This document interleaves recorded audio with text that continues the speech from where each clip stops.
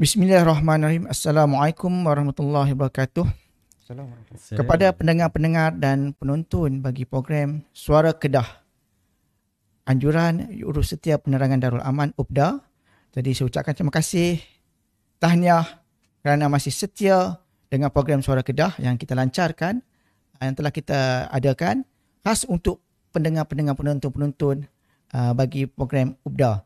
Jadi insyaAllah pada petang ini kita telah menjemput seorang panel khas untuk kita bincangkan mengenai manifesto yang baru kita lancarkan, yang dilancarkan oleh pihak Perikatan Nasional baru-baru ini, iaitu Profesor Madya Dr. Aminur Rashid Yatiban, pensyarah kanan Pusat Pengajian Antarabangsa Universiti Utara Malaysia. Selamat datang kepada Prof. Madya. Terima kasih. Assalamualaikum warahmatullahi. Dan bersama dengan kita juga pada petang ni saudara Muhammad Ihsan Syari, yang akan membantu saya sebagai moderator daripada Yayasan Kedah Sejahtera. Ya. Jadi saya ucapkan selamat datang kepada Ihsan. Ya, terima kasih. Jadi sekali lagi macam sebagaimana yang saya katakan tadi ni, pada petang ni ialah kita nak bincangkan, kita nak dengar pandangan ahli akademik, secara ahli akademik tentang manifesto yang baru dilancarkan oleh pihak Perikatan Nasional. Ada 17 tawaran. 17 tawaran ya doktor. Ada 17 tawaran dan manifesto ni ya doktor, kita tengok bagaimanakah tawaran manifesto yang dibawa oleh pihak Perikatan Nasional ini, hubung kaitnya dengan wawasan The Greater Kedah yang digagaskan oleh Datuk Seri Muhammad Sanusi Mat Noor. Jadi minta doktor mungkin boleh terangkan. Bismillahirrahmanirrahim. Assalamualaikum warahmatullahi wabarakatuh. Dan selamat sejahtera diucapkan kepada Tuan Moderator, Brother Anas, Brother Ihsan, seterusnya hadirin dan hadirat, para penonton yang bersama-sama dalam slot Suara Kedah pada hari yang berbahagia ini. Terlebih dahulu saya mengucapkan berbanyak-banyak terima kasih kepada pihak penganjur kerana menjemput saya untuk berkongsi sudut pandang berkenaan tawaran yang dikemukakan oleh pihak Perikatan Nasional bagi pilihan raya negeri Kedah ini.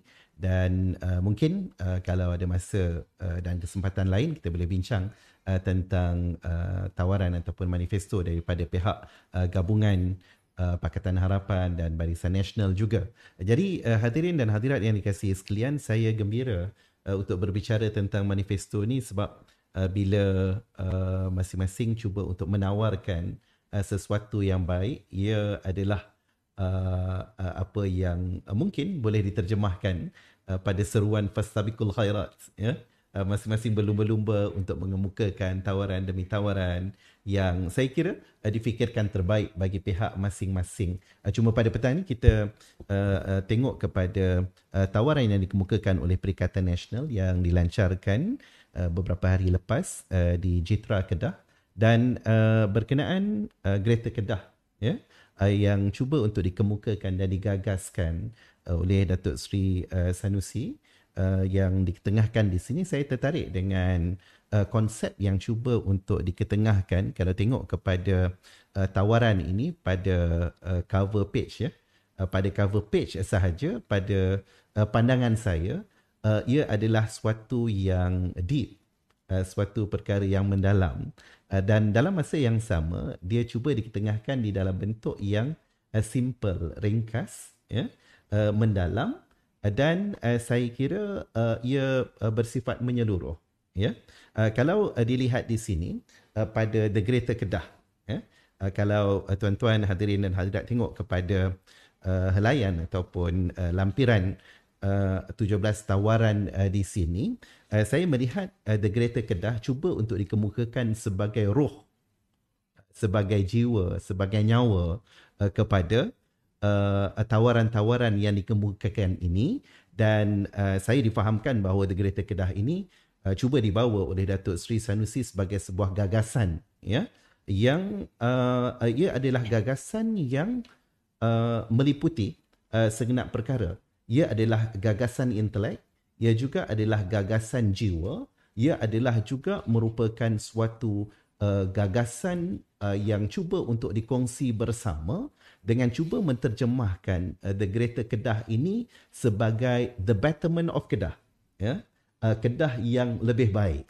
Maka kedah yang lebih baik ini digambarkan dengan semangatnya yang bagi segenap rakyat Kedah masing-masing perlu mempunyai suatu rasa yang sama dan dalam masa yang sama cuba dipacu dengan visi yang sama. Ya, untuk melihat masing-masing sebenarnya boleh berperanan untuk menjadikan Kedah ini menjadi Kedah yang lebih baik. Maka lebih baik dari segi imannya, lebih baik dari segi akhlaknya, lebih baik dari segi jiwanya, lebih baik dari segi pencapaian pendidikannya, lebih baik dari segi attitude-nya, sikapnya, lebih baik dari segi ekonominya, lebih baik daripada segenap perkara. Dan ini saya kira suatu perkara yang sangat menarik dan saya sebut tadi ia mendalam, ya, yang boleh untuk membawa segenap lapisan masyarakat dan rakyat Kedah. Dan pada cover page ini juga menjelaskan bagaimana tawaran ini dikemukakan dengan gagasan yang cuba untuk diangkat.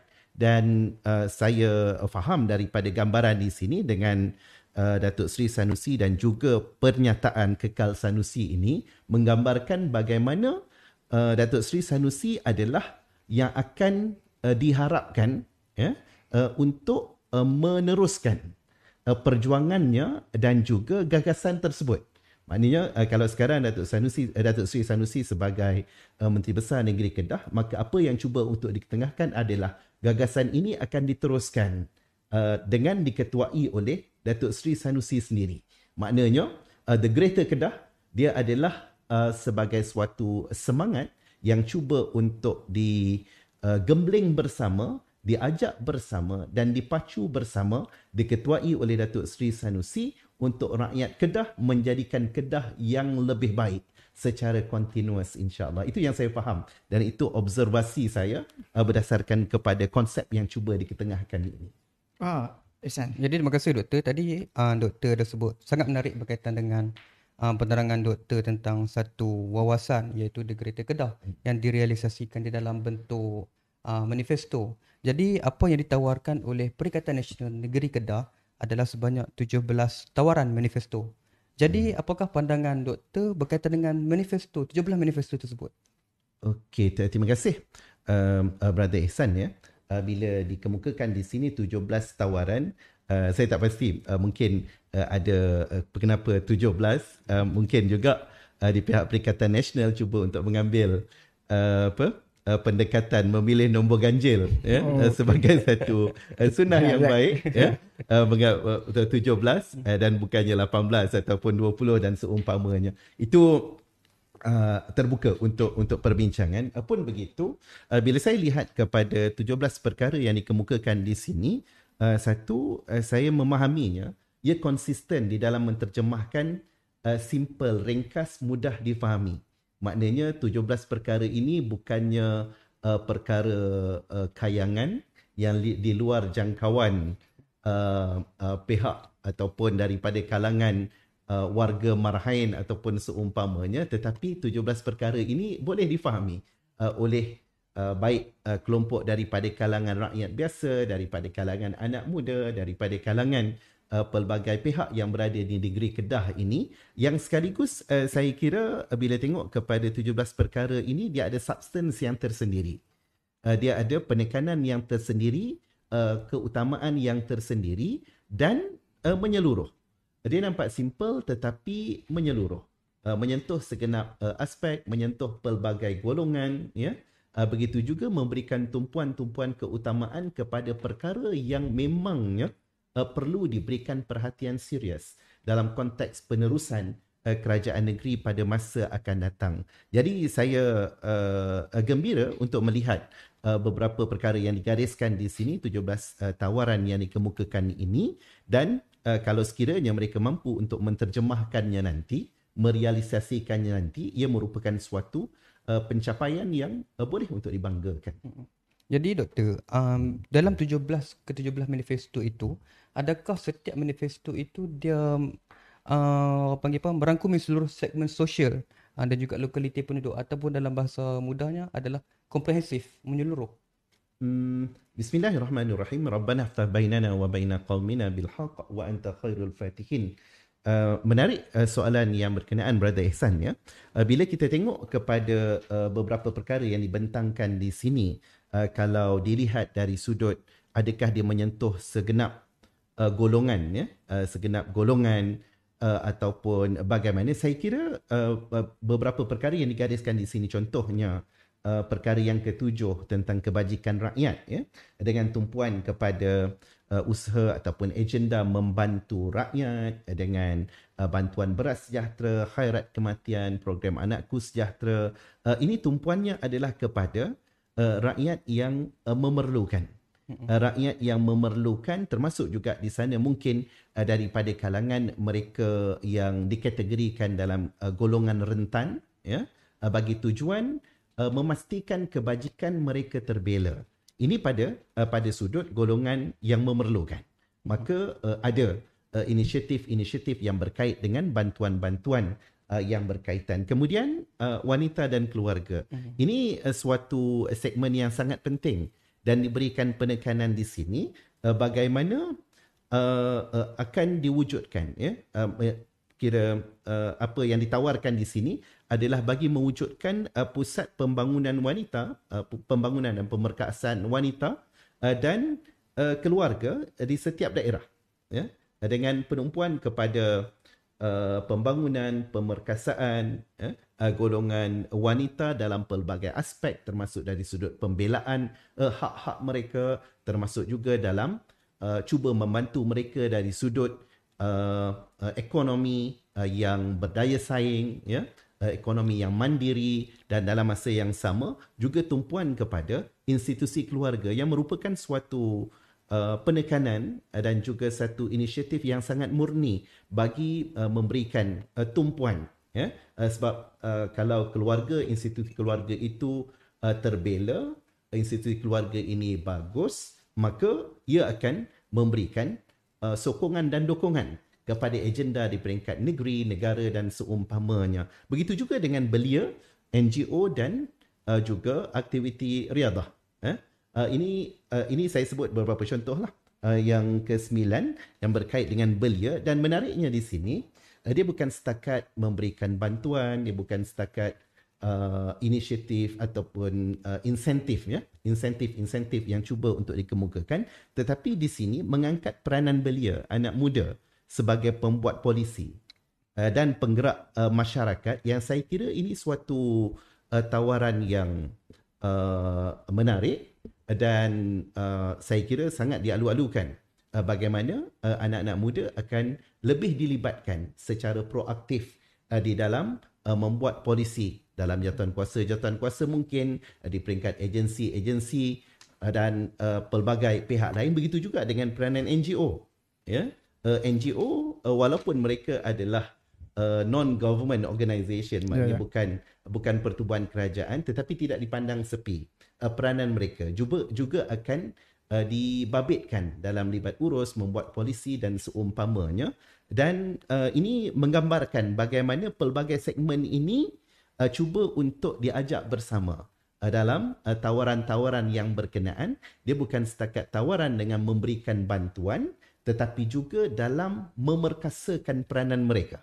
Dan saya kira ini adalah satu pendekatan yang wajar untuk dipuji, dan sekiranya dapat dilaksanakan nanti merupakan suatu pencapaian yang sangat bagus dan of course perlu untuk diteruskan. Okey ya doktor. Jujur saya kata saya pun baru tengok ni sebenarnya manifesto ni. Dan saya sukalah kepada huraian doktor. Dengan 17 tawaran, saya pun tengok 17 tawaran ni seperti mana pertanyaan Ihsan tadi, adakah ia agak komprehensif? Dan doktor dah menerangkan, menghuraikannya. Dan saya juga sahajalah nak bagi tahu kepada doktor, saya juga suka dengan doktor punya respon bahawa biar kita lihat, tengok manifesto ini secara adil. Maksudnya secara adil, adil untuk Perikatan Nasional, dan juga kalau nanti ni suatu hari nanti esok ke lusa ke, kalau kita ada pula manifesto daripada pihak lawan Pakatan Harapan, kita akan huraikan secara adil. Okey, jadi saya nak pergi dalam sikit secara spesifik sikit. Kita lihat ada hak pengeluaran makanan di sini, iaitu bagi manifesto yang ke-11, dan juga dalam dalam manifesto ini juga pelaburan berimpak tinggi bagi manifesto yang kelima. Seolah-olah dia kedua-dua manifesto ni dia dengan orientasi yang berbeza.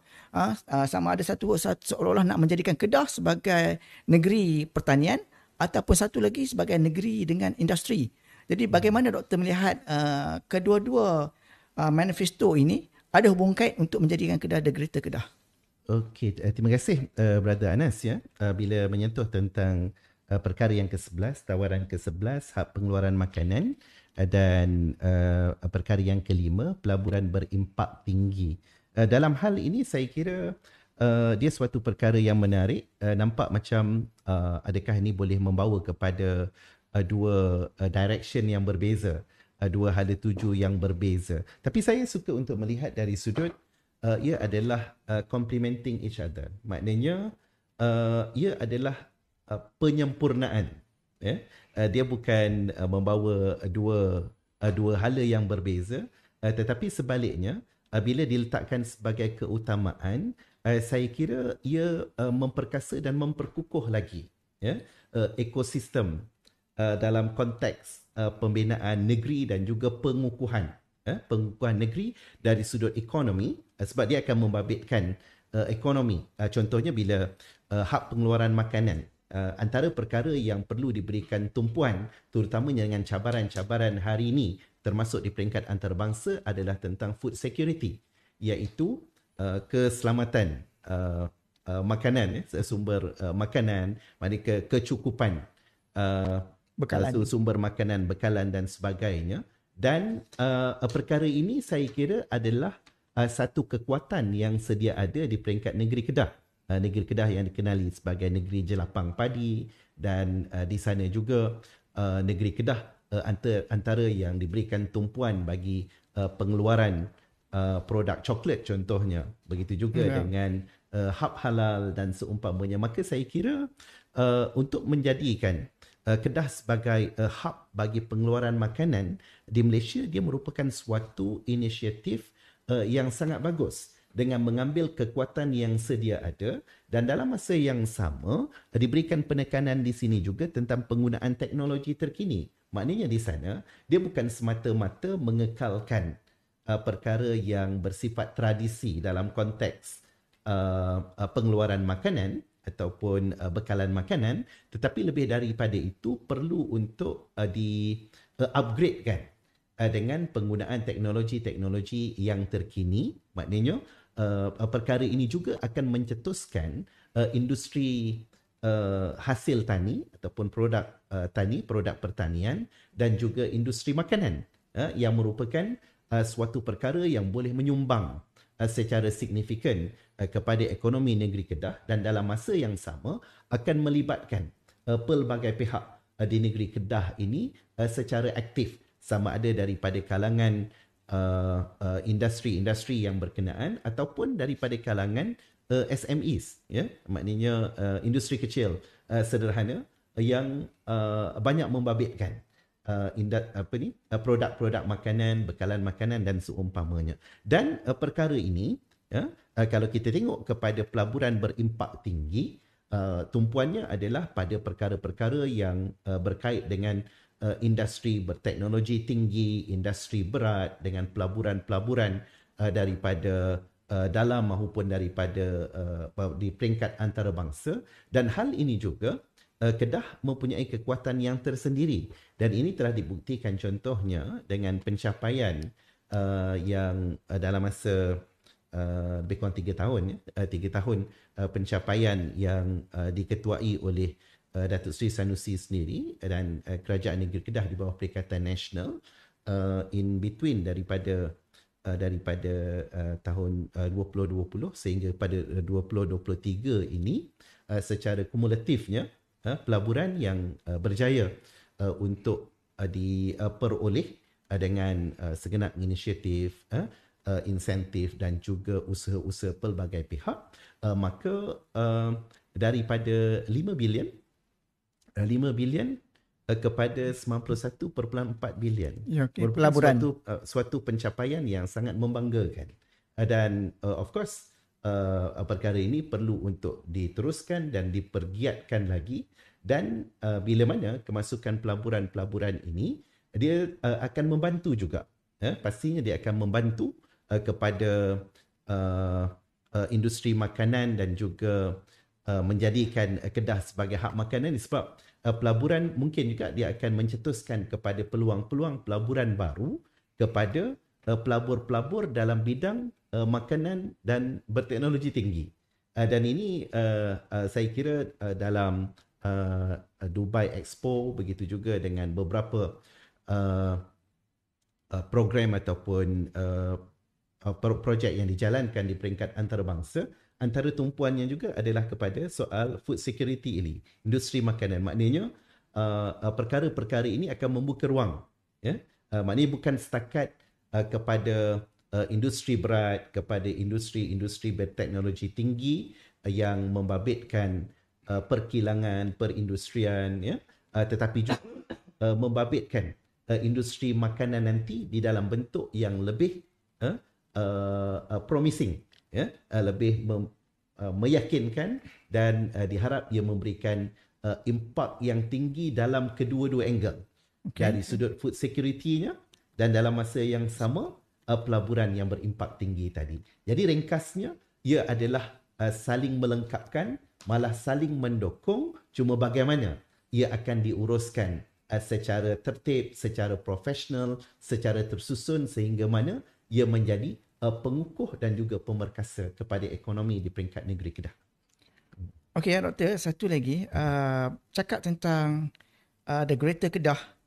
Antara projek yang sentiasa disebut, yang sentiasa dilaung oleh Datuk Seri Mohamed Sanusi adalah KSP, Kulim International Airport, yang mana dia punya orientasi airport ni adalah kepada kargo. Bagaimana Doktor melihat projek KSP ni, pada saya minta maaf, ia ibarat seperti satu kosmetik saja kepada manifesto ni. Nak bagi cantik manifesto ni, nak bagi rakyat nampak bagaimana nak melaksanakan manifesto itu kepada rakyat nampak lebih cantik, lebih baik. Dan adakah ia satu retorik ataupun ia satu realistik? Okey. Terima kasih Brother Anas, berkenaan KSP ada disebut juga di sini yang berkait dengan pelaburan berimpak tinggi, dan juga membabitkan perkara-perkara yang digariskan untuk meletakkan dan menjadi pemacu kepada usaha-usaha pemerkasaan ekonomi dan memperhebatkan lagi, merancakkan lagi perkembangan ekonomi dan industri di negeri Kedah ini. Saya kira Datuk Seri Sanusi kelihatan jujur bila mana projek KSP ini bukan beliau yang mulakan. Maknanya beliau meneruskan usaha-usaha yang telah dilakukan. Maknanya telah berlaku usaha-usaha yang pelbagai, telah spend a lot bagi tujuan-tujuan yang berkaitan, kalau tak silap daripada tahun 2013 ataupun 2014 begitu. Era BN. Dia di bawah pemerintahan pada ketika itu adalah Barisan Nasional, dan kemudian diteruskan lagi bila beralih kepada pihak Pakatan Harapan dan Perikatan Nasional. Maknanya Datuk Sanusi adalah reinstate the commitment untuk menjadikan KSP ini sebagai apa yang selalu beliau sebut sebagai the game changer. The game changer yang bagaimana dengan kedudukan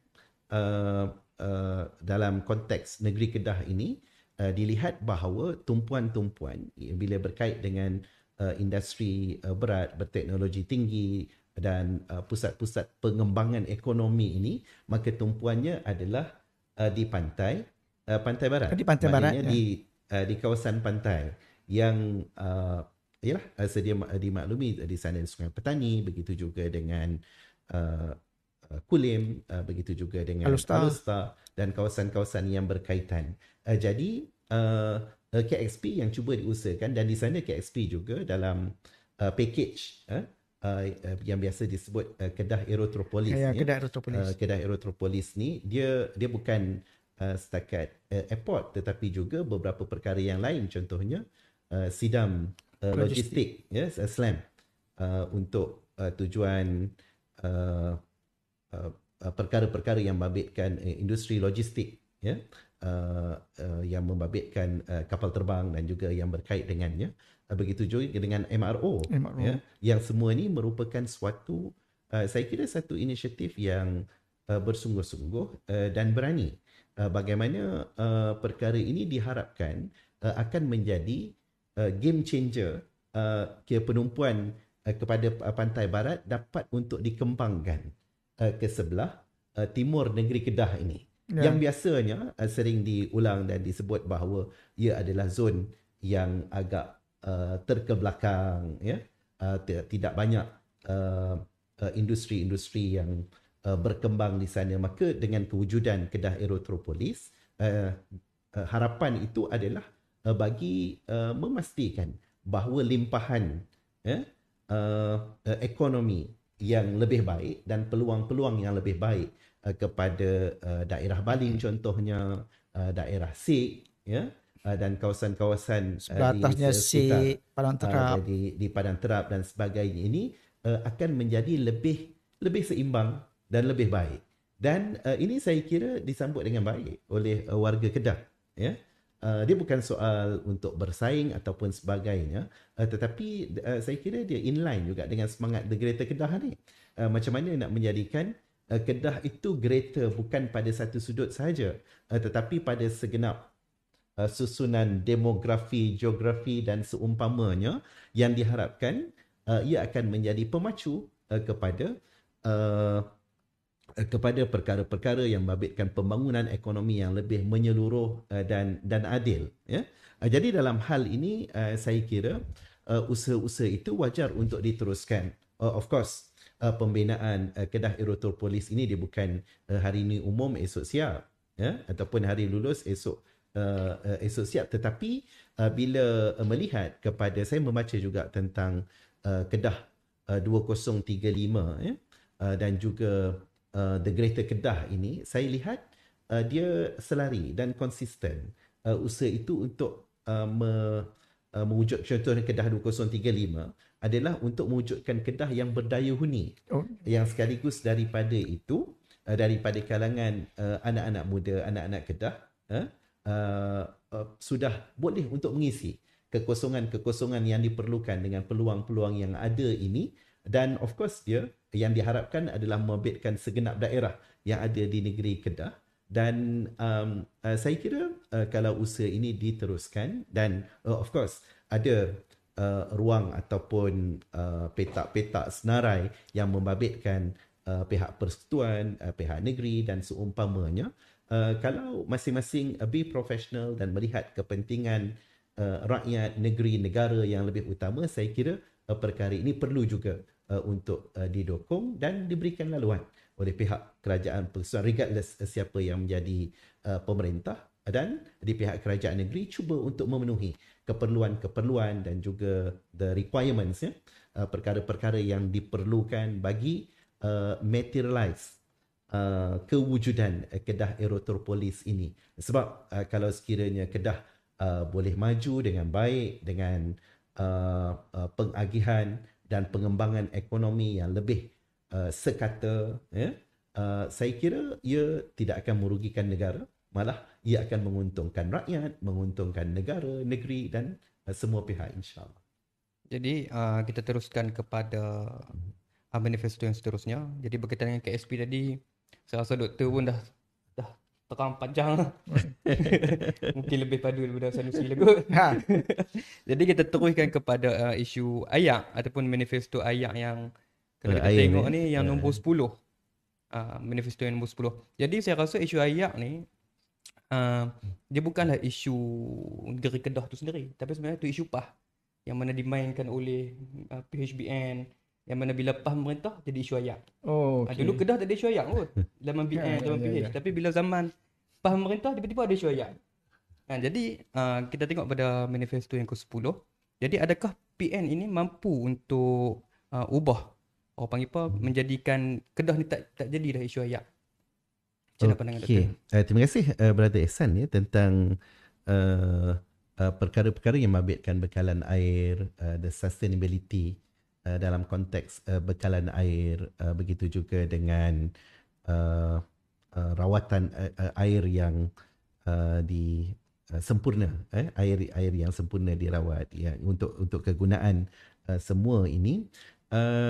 Saya kira with all due respect kepada semua pihak yang Kedah menariknya pernah diperintah di bawah BN, kemudian PH dan juga PN. Jadi saya kira bila diletakkan tawaran di sini, tawaran ke-10 ya, berkenaan kelestarian bekalan air, ini juga menggambarkan satu indikasi yang bagus, yang baik bagi penerusan usaha-usaha yang terdahulu ya, yang pernah diusahakan dan meletakkan sasaran sehingga tahun 2037 ya, untuk mengurangkan kadar air tidak terhasil NRW. Maknanya di sini untuk memastikan air yang pengurusan air yang lebih baik sehingga dapat mencapai 25%. Ini merupakan sebab sekarang ni dalam sekitar, kalau tak silap, 49 atau 50% begitu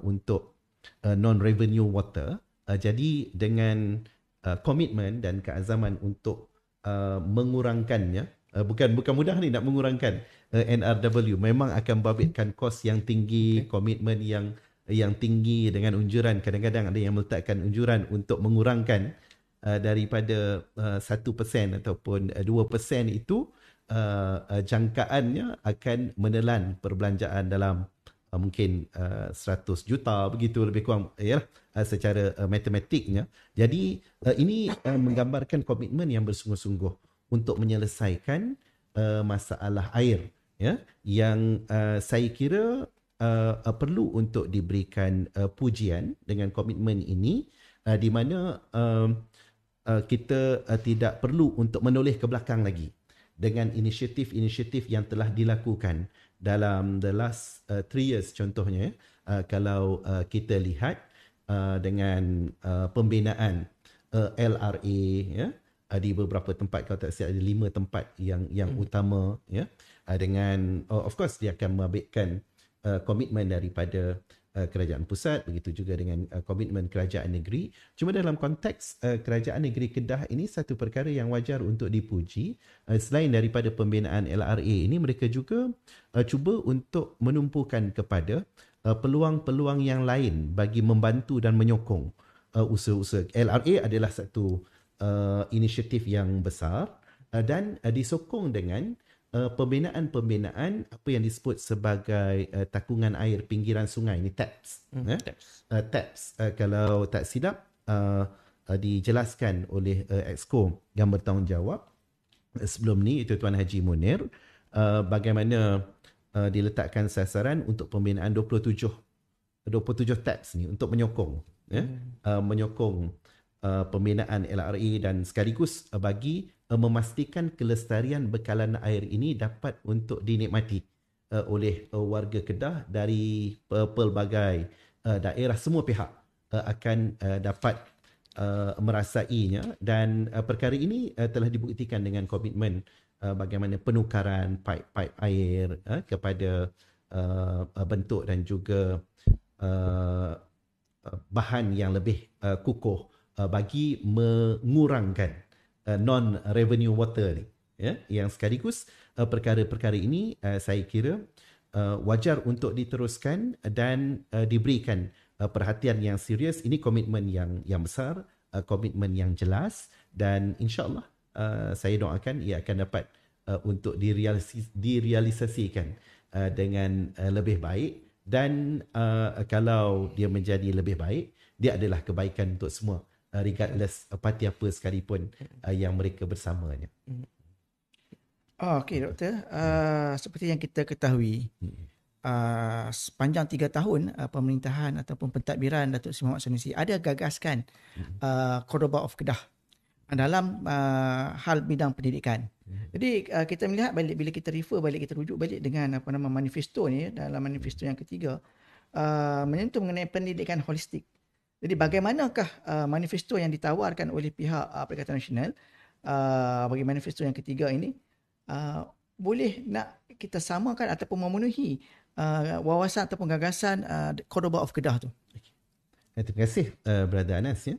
Tawaran yang ketiga, pendidikan holistik. Di sini kalau sebelum ini telah digagaskan Cordoba of Kedah dan telah dimulakan dengan usaha dan komitmen yang bersungguh-sungguh oleh kerajaan negeri sebelum ini, bagaimana cuba untuk dibangunkan sebuah gagasan bersama pembinaan ataupun pembangunan modal insan dan juga menumpukan kepada pendekatan pendidikan holistik. Maka di sini tawaran ini merupakan penerusan kepada gagasan yang berkenaan dan kali ini dikemukakan dengan meng-highlightkan konsep ataupun model insan ahsanut taqwim yang saya difahamkan bagaimana konsep ahsanut taqwim ini adalah gagasan yang merentas segenap spektrum masyarakat. Maknanya di sana tidak semua orang berada di universiti dan ada yang mungkin tamat di peringkat sekolah dan ada yang mungkin memilih pengajian di pondok-pondok, mungkin juga di mana-mana institusi sama ada dalam maupun luar negara, dan dalam masa yang sama di sana masyarakat kita juga pelbagai segmen. Ada daripada kalangan pekerja industri, ada daripada kalangan mereka yang mungkin tidak berpeluang untuk melanjutkan pelajaran, ya, dan ada juga daripada kalangan mereka yang mungkin tergolong dalam golongan rentan. Jadi model insan ahsanut taqwim ini saya kira suatu pendekatan yang berani dan bertanggungjawab untuk melihat bagaimana walaupun datang daripada bagaimana segmen sekalipun, bagaimana latar sekalipun, ya, sasarannya untuk mereka menjadi insan yang sentiasa memberikan tumpuan kepada tanggungjawab pendidikan, baik daripada kalangan ibu bapa maupun daripada kalangan pemimpin masyarakat maupun daripada kalangan yang tergolong dalam golongan rentan ini. Pendidikan yang akan menjadikan mereka lebih baik dan pendidikan akan menterjemahkan mereka sebenarnya boleh menjadi insan yang disebut sebagai ahsanut taqwim, ya, yang sekaligus daripada itu kita akan dapat melihat satu dari segi inisiatif di peringkat kerajaan mengambil tanggungjawab untuk memastikan contohnya pendidikan sepanjang hayat kepada semua pihak. Pendidikan kepada kaum ibu, pendidikan kepada anak muda, pendidikan kepada golongan yang kurang bernasib baik daripada kalangan asnaf. Semua ini cuba untuk diangkat menjadi sebaik-baik kejadian dengan kapasiti dan kemampuan yang mereka ada. Ya? Ini saya kira satu pendekatan yang sangat menarik dan wajar untuk disokong. Pendidikan holistik ini bukan setakat dia meliputi segenap aspek tetapi juga segenap jenis manusia yang cuba untuk diatur apa modul yang terbaik bagi pendidikan daripada kalangan mereka yang keciciran. Apa modul yang terbaik untuk dikemukakan kepada mereka yang mungkin daripada kalangan asnaf. Apa modul yang terbaik untuk dikemukakan kepada mana-mana kelompok yang memerlukan, ya. Maka saya kira kalau boleh untuk diterjemahkan, maka dia akan membantu juga memperkasakan institusi-institusi pendidikan yang alhamdulillah dalam konteks negeri Kedah, selain daripada institusi-institusi yang rasmi, maknanya sekolah, universiti, kita juga ada pondok-pondok yang banyak, ya, yang perlu juga untuk diperkasakan dan dibawa bersama, dan mereka juga boleh untuk contribute bagi tujuan, ya, pemerkasaan dan juga usaha-usaha pendidikan yang holistik daripada segenap peringkat. Jadi saya kira perkara ini akan dapat membantu masing-masing melihat pendidikan itu dia tidak berakhir dengan contohnya habis SPM. Pendidikan itu tidak akan berakhir dengan bila dapat ijazah.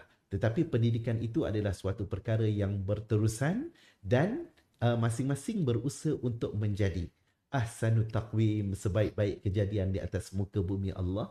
Dan saya kira perkara ini juga akan membantu contohnya mengurangkan kadar jenayah, mengurangkan perkara-perkara seumpama pergaulan bebas, gejala masyarakat, gejala-gejala sosial dan seumpamanya yang pastinya ia akan membantu membawa negeri Kedah ini sebagai sebuah negeri yang bukan setakat maju hebat dari sudut ekonomi, prasarana dan sebagainya, tetapi juga adalah negeri yang layak beroleh warabbun ghafur, maknanya mendapat keampunan dan keredaan baldatun daripada Allah. thayyibatun wa rabbun ghafur. Ya.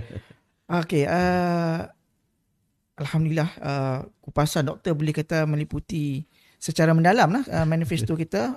Tiap satu kita kupas dengan ni seboleh-bolehnya dalam masa 1 jam yang terhad ini. Tapi saya nak bawa secara ikhlas doktor, sebagai seorang profesor madya, sebagai seorang tenaga akademik di Universiti Utara Malaysia, bagaimana doktor melihat ini tak serta tentang manifesto, tapi memang ada terkandungnya dalam manifesto, tetapi yang telah antara perkara-perkara yang menjadi, kita kata, forte kepada Datuk Seri ini ialah yang diperkatakan oleh orang lain lah juga, pihak lawan, iaitu tindakan memberi geran. Tindakan memberi geran yang mana kita pada pihak-pihak lawan terutamanya melihat dia seperti gula-gula pilihan raya negeri ni. Okey. Menarik. Terima kasih Brother Anas dengan soalan berkenaan tanah ni. Dia ada hak milik tanah. Kalau di sini ada tawaran ke-12 hak milik tanah rakyat. Begitu juga dengan ke-13 kediaman mampu milik. Yang ke-14 baik pulih kediaman. Dalam hal ini saya suka untuk melihat kepada beberapa pendekatan yang diambil, yang mengambil contohnya hak milik tanah, iaitu memberikan hak milik tanah, meluruskan permohonan-permohonan yang sebahagiannya ataupun boleh dikatakan sebahagian besarnya tertangguh untuk sekian lama. Dan melihat kepada perkara ini, saya cuba untuk melihat bahawa ini adalah satu inisiatif yang sangat bertanggungjawab dan sangat perlu untuk disokong. Bagaimana ini antara perkara yang mungkin menjadi penyebab ada daripada kalangan mereka yang kurang bernasib baik ini masih lagi terpaksa menanggung hutang yang pelbagai, kemudian dengan kadar sewa yang tidak menentu dan sebagainya. Maka sekurang-kurangnya dengan inisiatif dan juga insentif yang sebegini, sekurang-kurangnya saya kira pernah diucapkan oleh Datuk Seri Sanusi bagaimana sekurang-kurangnya daripada ada tanah untuk memulakan dan meneruskan kehidupan. Dan dalam hal ini saya melihat kelulusan dan juga tindakan yang diambil ini bukannya waktu kempen, maknanya selepas selepas penamaan calon atau sebagainya telah dilakukan sebelum daripada ini, kalau tak silap bermula daripada tahun lepas lagi kelulusan yang of course proses itu ialah bila telah tertangguh lama maka dia ada proses-proses yang perlu untuk dilakukan. Dan saya melihat tidak dilaporkan di sana tentang contohnya lah aduan-aduan contoh bahawa yang diluluskan adalah daripada kalangan penyokong Datuk Seri Sanusi saja contohnya. Saya tidak kejap. Saya ingat yang Datuk Seri sebut, saya bagi ni geran ni atas tanggungjawab. Dan kalau hampa tak mau sokong aku pun tak apa, tak mau undi aku pun tak apa, lebih kurang macam tu lah. Maknanya dia atas tanggungjawab sebagai seorang pemimpin. Tapi memang betul, maknanya daripada kalangan penerima-penerima itu tidak pernah ditanya tentang dia parti apa ataupun sebagaimana kadang-kadang dicetuskan bila membabitkan pemberian tanah ini. Dan saya tertarik bila ada juga yang berkongsi daripada kalangan ahli UMNO yang menyatakan yang sangat bersyukur bila mana diberikan lot tanah yang berkenaan ni, kalau tak silap yang membabitkan jenjang transfer dia di mana dengan isunya sebelum ni mungkin bila tak ada grant maka tak boleh untuk buat tuntutan pampasan begitu begini dan sebagainya. Jadi dengan grant yang diterima, satu yang menerima ini adalah daripada mereka yang berkelayakan, sebab saya kira tak ada lagi report yang menyatakan ada yang dapat 2 grant ataupun ada yang dapat 3 grant ataupun ada yang jadi broker untuk bagi grant ataupun ada pula grant yang diterima oleh kelompok T20 ataupun sebenarnya tak ada lagi laporan begitu. Jadi saya jujur melihat bahawa ini adalah suatu inisiatif yang bagus dan bila diletakkan di sini, insya-Allah sekiranya diberikan mandat, mereka akan meneruskan lagi, ya. Jadi mudah-mudahan daripada kelompok-kelompok yang pelbagai, terutamanya yang memerlukan ini, bila mendapat geran yang berkenaan, mereka akan lebih selesa untuk meneruskan kehidupan. Dan memang sewajarnya daripada kalangan segenap rakyat Kedah ini ada sekurang-kurangnya ada satu tanah yang mana mereka boleh untuk memulakan ataupun meneruskan kehidupan. Jadi kalau katakan perkara ini menjadi asbab kepada mereka memberikan sokongan kepada Perikatan Nasional ataupun kepada Datuk Seri Sanusi, why not? Benda yang baik, ya. Maka mereka ada hak untuk menyokong perkara-perkara yang baik, dan bagi mereka yang tidak bersetuju mungkin ada hujah-hujah yang lain. Wallahu a'lam. Okey, jadi doktor, kita ni nak PRN ni tak lama dah. Mungkin dah 5 hari lagi kot. Hari Sabtu ni kan tak lama dah. 4-5 hari. 4-5 hari, 5 hari lebih, 4 hari lebih. 4 hari. Jadi sebagai academician kan, kalau kata daripada sudut academician sains politik apa semua, dia dah predict siapa yang akan menang, siapa yang akan kalah apa semua. Jadi macam mana pandangan doktor berkaitan dengan kerusi Perikatan Nasional di Kedah dan seluruh 5 negeri yang bertanding lah? Adakah kekal 3-3 ataupun 4-2 ataupun 6-0? Okay. Macam mana tu? Itu kena ada beberapa siri lagi untuk memberikan alasan. Namun this is my observation, sudut pandang saya bila meneliti dan juga sesekali turun ke lapangan, ya, melihat dan membuat kajian, mendapatkan maklum balas daripada masyarakat dan juga melihat kepada perkongsian di media sosial. Begitu juga dengan hari ini kan semua benda live. Semua benda ada capaian dan boleh untuk dilihat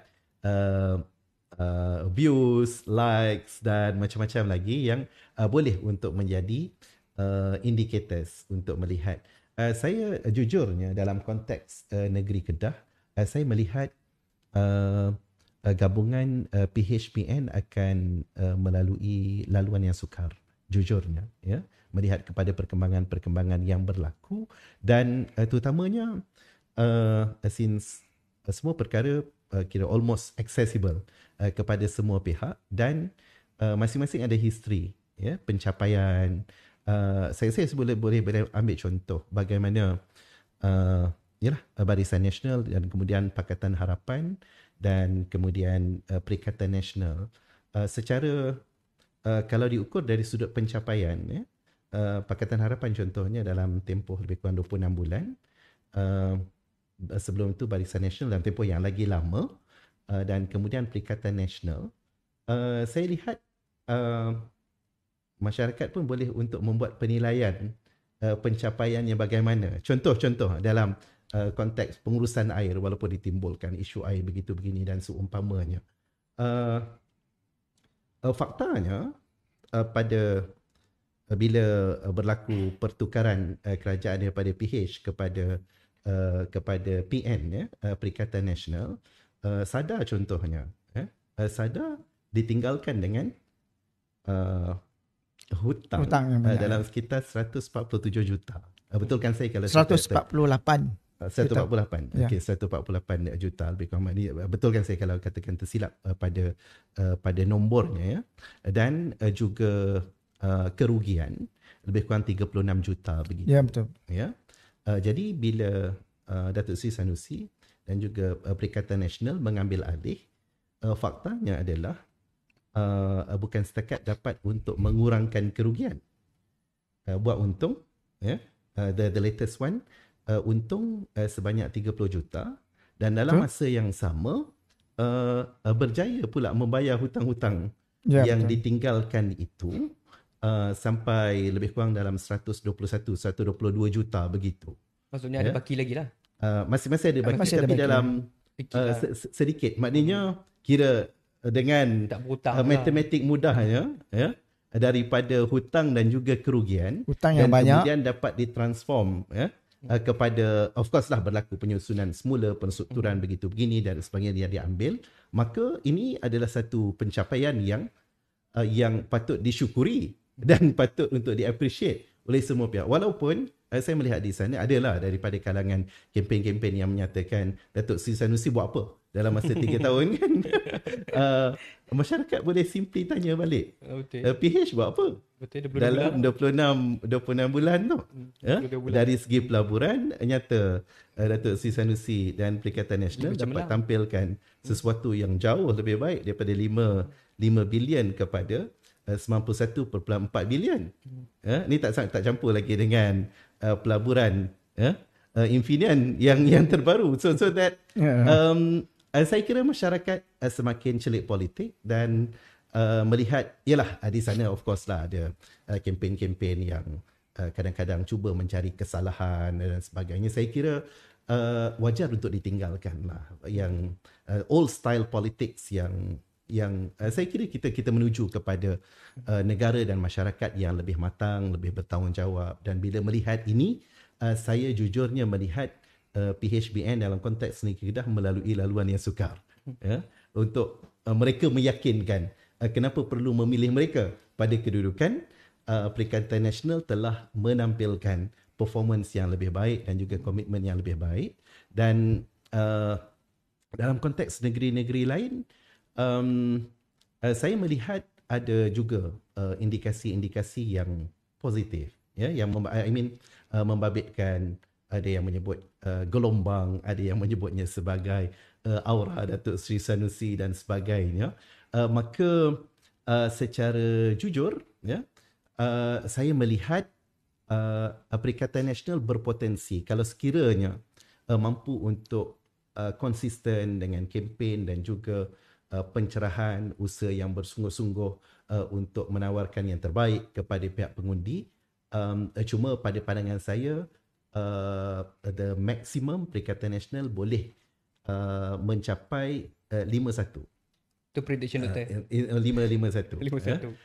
Dan of course pasti di sana di pihak Pakatan Harapan dan Barisan Nasional pun akan mengusahakan kempen yang bersungguh-sungguh. Saya mengalu-alukan kempen yang yang bertanggungjawab dan tak perlulah untuk terjebak ataupun menjebakkan masyarakat dengan rasuah contohnya, dengan salah guna kuasa, salah guna jentera kerajaan. Kita cuba untuk mewujudkan keharmonian dalam PRN ini dan kalau siapa menang dengan tanggungjawab, dengan secara hormat, secara bermaruah, saya kira semua akan appreciate dan mengalu-alukan siapa yang menang. Dan kalau orang lain berpandangan sebaliknya, saya juga menghormati pandangan-pandangan yang berkenaan. Dan mudah-mudahan ia juga merupakan satu pada saya, regardless keputusannya bagaimana, kalau katakan Perikatan Nasional menang banyak sekalipun, dia adalah suatu yang positif dalam konteks demokrasi. Di sana akan berlaku check and balance yang lebih baik. Dan bila masing-masing akan cuba menampilkan yang terbaik, mengurangkan ketirisan, memastikan rasuah tidak lagi menjadi perkara yang cuba untuk dinormalisasikan, dan masing-masing akan bekerjasama untuk menghasilkan yang terbaik. So saya mendoakan mudah-mudahan semua pihak akan cuba untuk berkempen dengan cara yang terbaik, dengan kematangan politik, dan dalam masa yang sama saling menjadikan ruang-ruang yang ada ini, pilihan raya ni sepatutnya jadi ibadah, suatu perkara yang baik, dan sepatutnya tidak dicemari dengan salah guna kuasa, dengan perkara-perkara yang tidak sepatutnya. Sebab kita nak bina negeri, nak bina negara. Kalau kita campur adukkan dengan perkara-perkara yang salah, mana mungkin kita mungkin menang, tetapi rahmat Allah tidak bersama-sama dengan kita. Betul. So kita harapkan baik Perikatan Nasional, baik PH, baik BN, baik calon-calon bebas sekalipun, bertandinglah dengan usaha fastabiqul khairat, dan bukannya melakukan tindakan-tindakan yang bukan setakat boleh merosakkan kredibiliti masing-masing bila melakukan tindakan-tindakan yang melampaui batas. Tetapi apa yang lebih penting terutamanya daripada kalangan orang-orang Islam ini adalah kita mungkin terjebak ataupun melanggar perkara-perkara yang telah ditetapkan oleh Allah Subhanahu Wa Taala, dan mudah-mudahan masing-masing boleh menjaga hal ini dan menjadikan PRN ini sebagai ladang pahala, insya-Allah. Insya-Allah. Doktor sebut tadi ni 51. Satu tu apa dah? 51 tadi ni. Biarlah rahsia. Biarlah rahsia. Okey. Terima kasih. Tapi pada saya melihat jujurnya seperti pandangan doktor, ada kita kata nampak dia berat kepada ke arah kepada kelebihan tu kepada Perikatan Nasional. Mungkin dengan kalau utamanya di Kedah ni dengan prestasi 3 tahun Datuk Seri Muhammad Sanusi Mat Noor, dan di pihak PH mungkin melihat kepada prestasi 8 bulan kerajaan perpaduan ataupun kerajaan madani yang disebutkan oleh rakyat. Jadi apapun saya saja bagi tahulah berkongsi di sini, dengan keadaan nampaknya lebih kelebihan tu kepada pihak Perikatan Nasional, saya suka kita adil lah, iaitu kita nampak ada kesungguhan juga daripada pihak Pakatan Harapan. Kalau kita tengok sekarang ni PMX PM yang ke-10 Datuk Seri Anwar Ibrahim selalu datang ke Kedah, nak cuba mengatasi prestasi Cemerlang Kedah, dan dikatakan insya-Allah grand final ucapan pun ceramah pun akan diadakan di Kedah sebelum menuju kepada pilihan raya negeri mengundi. Okey, jadi saya ucapkan terima kasih kepada Prof Madya, Dr. Aminur Rashid Yatiban daripada UUM. Terima kasih kepada moderator jemputan Saudara Ihsan. Dan jadi saya ucapkan terima kasih juga kepada pendengar-pendengar, penonton-penonton bagi program khas. Tadi ni Dr. Aminur Rashid ada sebutkan tentang gelombang yang dikatakan gelombang. Saya pun tak tahulah kan, secara kita tak, gelombang ni ada tak ada kita tak tahu kan. Hanya rakyat saja yang tahu ada gelombang tak ada gelombang. Tetapi pada saya, kami di Suara Kedah memang ada gelombang Suara Kedah. Kita semua adalah gelombang Suara Kedah. Ya? Jadi kita jumpa lagi di program yang seterusnya. Sekian, terima kasih. Assalamualaikum warahmatullahi wabarakatuh.